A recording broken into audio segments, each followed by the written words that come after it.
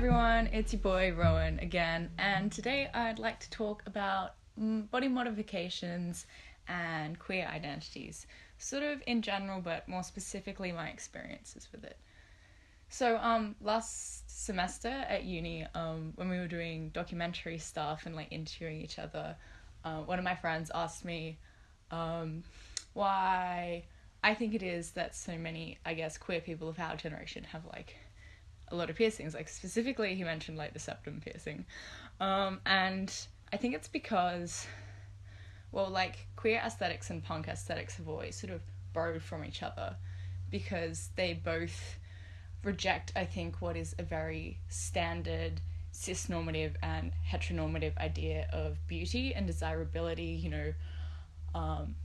Basically, what makes someone desirable, but not only that, someone who looks, I guess, appropriate, someone you'd want to like settle down with and do that whole, monogamy, like straight person thing where you have your house and your children and whatever and whatever.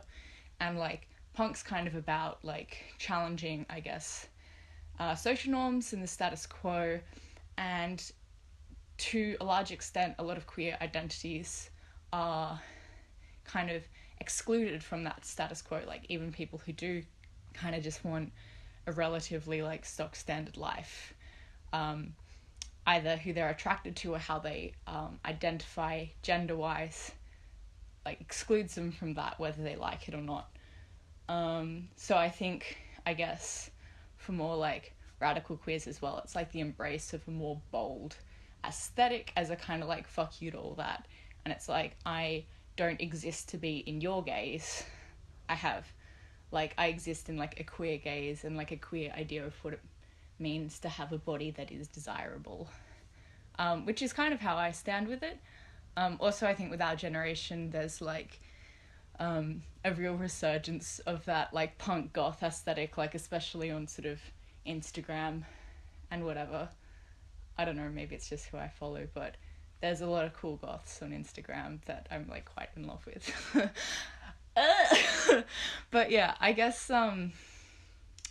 as well for me, it's that like heavily modified aesthetic has always really been interesting to me.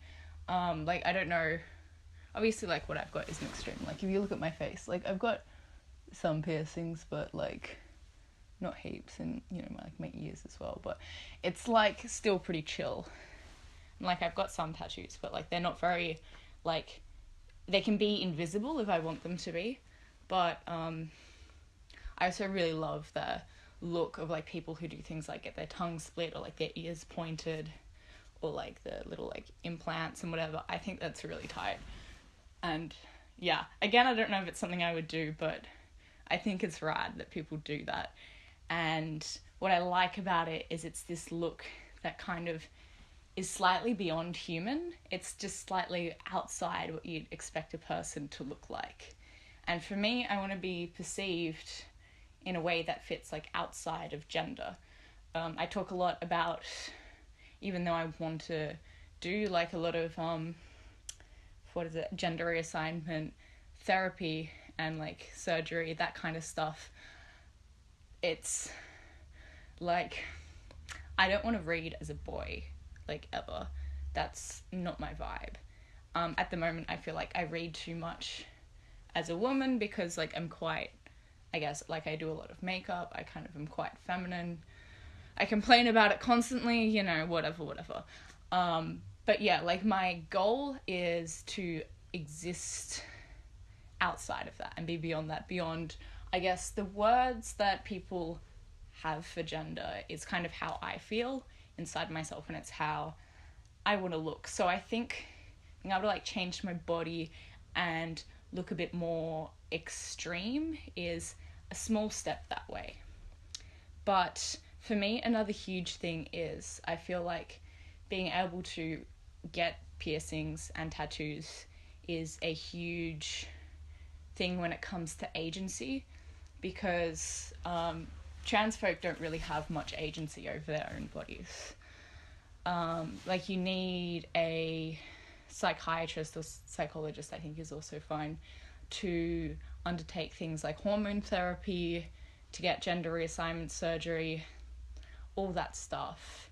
And that's hard enough when you're a binary trans person, and you still need to get that, like, you still need to prove that you're trans enough so they'll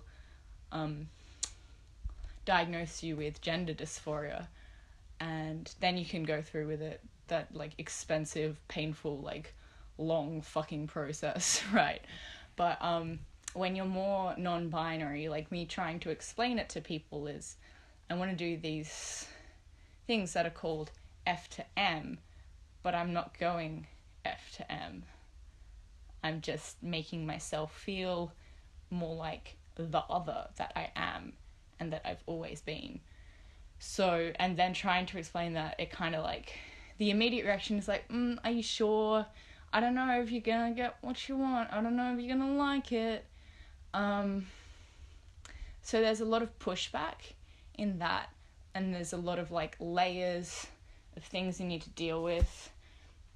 Like, getting the diagnosis, then convincing people you're trans enough to go through with it, and then, you know, booking consultations, you know, getting, like, on waiting lists, and then finally, like, getting around to, like, having your surgery, right? So it's just an ordeal that I'm, like, really not looking forward to, but hopefully it's something I can do within the year.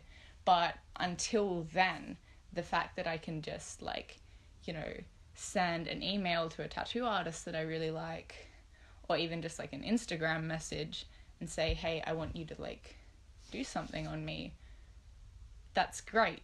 And it feels like I finally have a little bit of control over this body that kind of, like, spiraled out of hand during puberty, where it just kind of, like, ran away from me, and all kind of agency I had over what it was, like, vanished like that.